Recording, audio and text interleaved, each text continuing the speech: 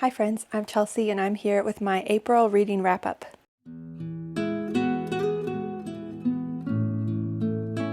So I'm going to try something different this month. I have mentioned in the past how I often get overwhelmed when I prepare to film my wrap-ups because it's a lot. I usually read anywhere from 7 to 10 books a month, so it becomes quite long. I am going to try to simplify a little bit and just talk about my standout reads of the month, give you some stats, little graphics of all the books I read, and then really focus in on the books that are most memorable to me, either because I didn't like them and I want to rant about them, or because I loved them and want to recommend them. So I have seen a couple people doing things like this, especially Bonnie Nicole. She's been doing reading highlights, which I really like. And also Cindy from Snacks and Stacks. I think she was talking about like her 4 and 5 star reads in her recent wrap up. So that sounded like a good idea to me. And I'm making it my own version where I talk about my books I didn't love because, again, I like to rant about them, especially because they're popular books, and then also books that I really loved. So without further ado, I will give you some stats here, and I will also put a little image of the books I read so you can see the whole thing, and then we'll get into my highlights. So April was a pretty average reading month as far as the number of books I read. I read 8 books in total. 4 of those were strictly audiobooks.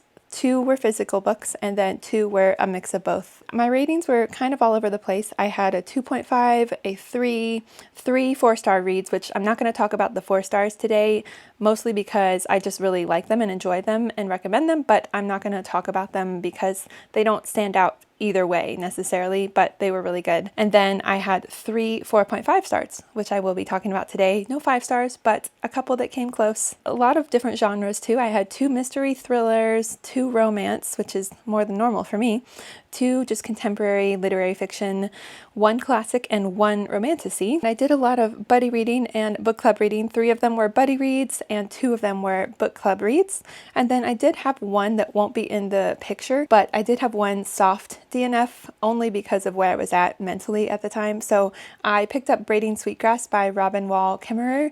I had really wanted to read this book, and I had the audiobook and the physical book from my library, and I was enjoying it. Both were really good, really relaxing, but at the time that I was reading it, I didn't have a ton of time to read, and I was not in a nonfiction mood at all, and I had to return both of those to the library, so I'm definitely going to get back to it at some point. I just wasn't in the right space to read it at that time. So maybe over the summer, if I have a little more time to add in a nonfiction with the rest of my books. But otherwise, really great reading month. Again, no 5 stars, but a lot of books I really liked and that I highly recommend. I'm going to go in order of least to most favorite here. I have 2 that I didn't love that I'm going to kind of briefly touch on, and then really just talk about my 3 highlights, which are my 4.5 star reads from the month.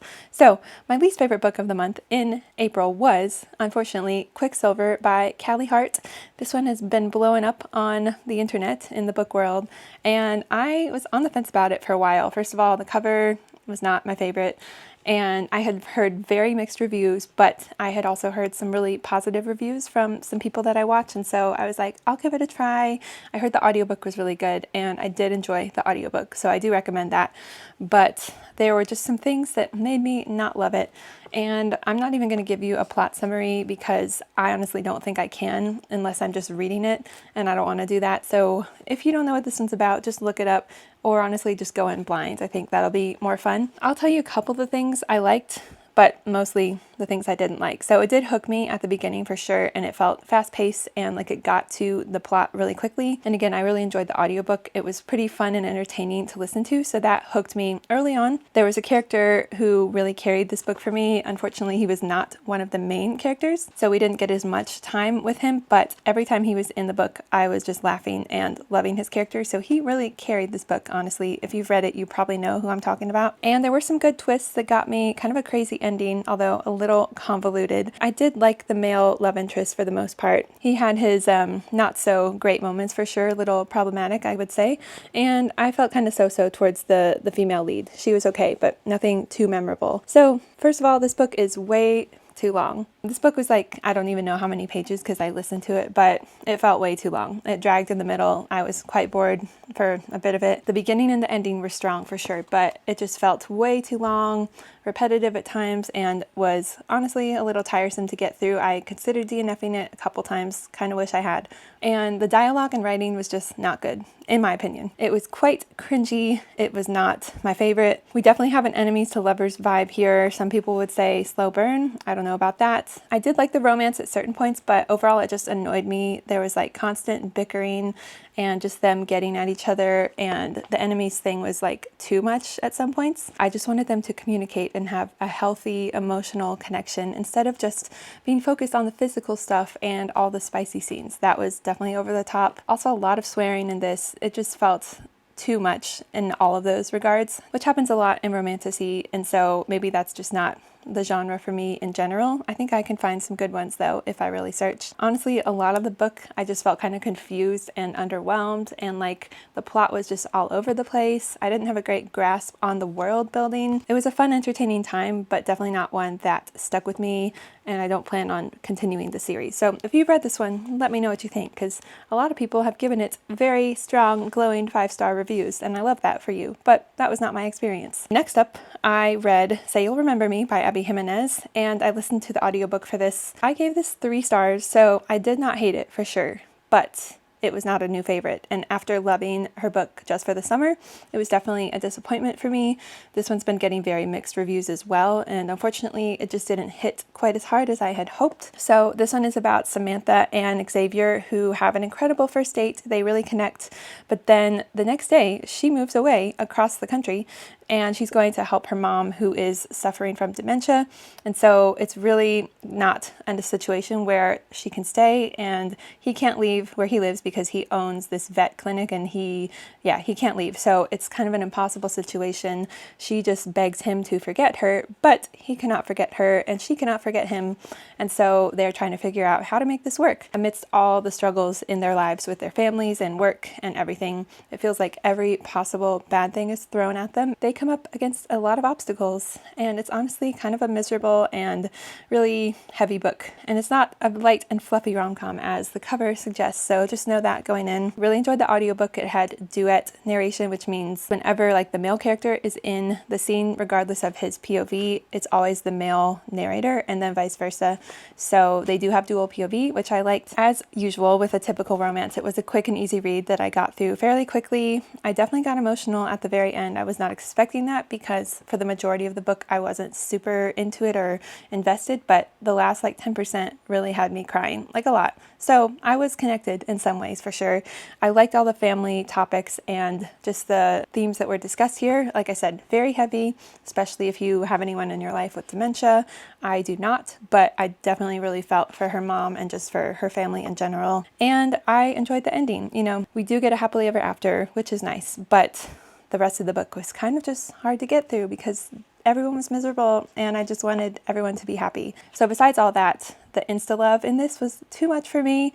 They really barely knew each other when they first went out on their date, and things just moved really quickly. And I am not denying that that happens with some people, but I just didn't really connect with it.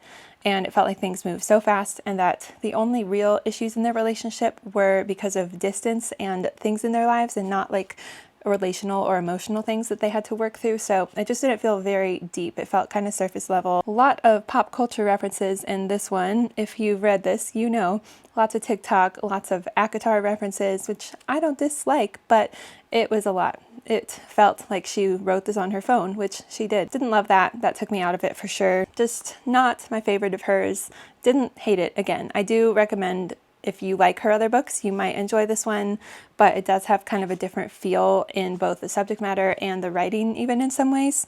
And so, yeah, I would be curious also to hear your thoughts. If you read this one, where you land on this. Was it a 3-star? Was it a 5-star? Was it a DNF? Let me know in the comments. Now we are on to my 4.5-star reads, and I will first start with The Secret Garden by Frances Hodgson Burnett. And I buddy read this with Cindy from Snacks and Stacks, and I really enjoyed that. We had a fun time. This is a classic, obviously. I was familiar with the story, but didn't really know much and had never read the book, obviously. So I'm very glad I read this classic. And so this is about Mary, who is a spoiled, selfish girl. She grows up in India, kind of just on her own, but one day her parents die, and so she is sent off to Yorkshire, England, to live with a long-lost uncle in his big old manor. Very mysterious, very alone at first, but over time she discovers a secret garden, and friendships, family, and just a new lease on life. She finds the joy and wonder of childhood and human connection and lots of things like that. It's a very beautiful story, a very whimsical, enchanting, magical feel. I wouldn't say this is fantasy by any means, but there are some mentions of magic, mostly related to nature and stuff like that. But yeah, it just had a very magical, enchanting feel. Very good for spring or summertime. Very heartwarming story. I cried at the end of this one as well. Beautiful ending, beautiful relationships and character development. And this was pretty easy to read for a classic. There was some like Yorkshire speak or like Yorkshire accents, and that made that a little tricky because it does not feel like a real language at times. But for the most part, it was a pretty easy read. Great writing, great nature descriptions. I just really enjoyed this. The only things that I would say to be aware of are, since this was written in, I think, early 1900s, there are surprisingly a lot of racist comments and sentiments, which really kind of took both of us off guard. It was kind of weird, kind of jarring, and also lots of talk about physical appearance that just kept coming up, which was weird. I don't know if that was because of the time that the author was in and that was just a normal thing, or if the author did it intentionally to make some of the characters less likable. I don't know. So some of those things kind of took me out of it. I always know when a book is written in an older time, there's going to be some things that modern readers will find a little questionable, I'd say. So just be aware of that. But overall, I really do recommend this book. I do own it, but I lent it out to my mom, so I don't have it to hold up. But I enjoyed reading it too because the version I have has some illustrations in it, and that was fun to get a little visual. So yeah, highly recommend The Secret Garden. Okay, this one is going to be quick because it was the second book in a series, and I'm just going to kind of talk about the series as a whole, and I've already mentioned it a little bit, so this will be fairly quick. So I read Killer Instinct by Jennifer Lynn Barnes. This was a buddy read with Mimi from It's Mimi Duong, and this is the second book in the Natural series. So I'll hold up the first book here. I read this first book in March, and then I read the second book in April, and this is May when I'm filming. I've already read the third book, and I'll probably read the fourth book next month. So that should tell you how much I've been enjoying the series. I don't typically go through series this quickly. This is quickly becoming one of my top recommendations for just like fast-paced, bingeable books that can kind of get you out of a reading slump. Definitely recommend quick reads, and when I get to the end, like last 50 to 100 pages, it's really hard to put down. The twists get me every time. Very jaw-dropping, just really intriguing, but I also really like the characters and kind of their dynamics, the drama. There's a little romance, and the second book definitely had some more romantic drama, which I know Mimi and I had fun reading about and talking about. Very good found family, and it does go deeper into the characters and their backstories, and the second book specifically went into a different character from the first book, and that was really interesting. Lots of stuff around serial killers. If you don't know, this is basically teenagers who are part of this government program, and they all have different skills and abilities used to solve crimes and specifically find serial killers. And the second book really delved a lot into that, specifically how it related to one of the characters in the program, and that was super interesting. And lots of kind of intense, scary moments, even sometimes. Not really scary because it's young adult, but things that will have your heart pounding. And I just really recommend these books. They are young adult, and so if you don't like books that feel more juvenile, maybe stay away, but honestly, it doesn't feel that juvenile to me. I think it's young adult done really well. So yeah, just another reminder to check out this series. It's really fun, really fast paced. I'll let you know how I feel about the third and fourth books when I read them. Here we are with my favorite book of the month. This is Before I Let Go by Kennedy Ryan. This is the first book in the Skyland series. This is contemporary romance. I read this for Shuba. I think her name now is As Told by Shuba. She has a Fable book club, and we all read this one together, had a great time, and I think I found a new favorite contemporary romance. It's not replacing like 7 Days in June or Funny Story or Just for the Summer, but it's up among all of those, and definitely recommend this one. I've heard some people say it's more of a literary fiction or women's contemporary fiction feel with a romance, and I would agree with that. Definitely has a literary feel with a lot of deeper themes and topics, but with a strong romance as well. And this is a second chance romance about Yasmin and Josiah. They are co-parents and business partners, but their marriage fell apart after a very difficult and traumatic time in their life. but they are drawn back to each other and they're trying to figure out if they can make this thing work again.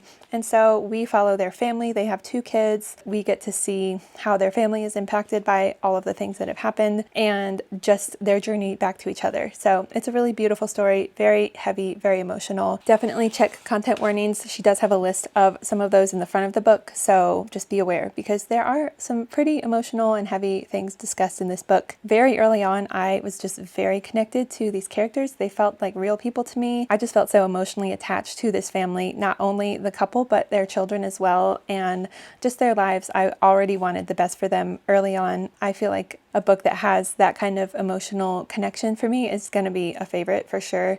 And I loved the format of this. It was another dual POV, great audiobook. I did go back and forth a little bit. This was a very quick, easy read, even though it does have heavier topics. I read this very quickly. I did not want to put it down. It is quite fast-paced, not like in a thrilling mystery kind of way, but just in a way that you want to know what happened to these characters in the past that brought them apart and how they come back together and just what goes on in their lives. I really enjoyed the topics of grief that were discussed here, and there's a lot of talk around therapy and just healing and coming back from trauma. Yeah, it was just beautiful to watch everyone's journeys going through that. There were some moments where I felt like it was a little cheesy or cliche or heavy-handed with kind of the therapy talk because that was a big part of it. I appreciate that for sure, but sometimes it was a little much for me. And there was a lot of focus on kind of the physical aspects of their relationship, which I would have liked a little more emotional connection and communication, but those are really small things. That's what kept it from being a 5-star for me. I really just loved this book a lot. She has 2 more books that are following 2 women from her friend group, and so I'm really excited to read those. I really like her writing and think this is a great one to add to your list if you like books like 7 Days in June or just general romance that it has a more emotional and literary feel. I think you should add this to your list. And again, I read 3 other books: Strange Sally Diamond, How to Age Disgracefully, and Carrie Soto is Back. Gave them all 4 stars, really enjoyed, highly recommend.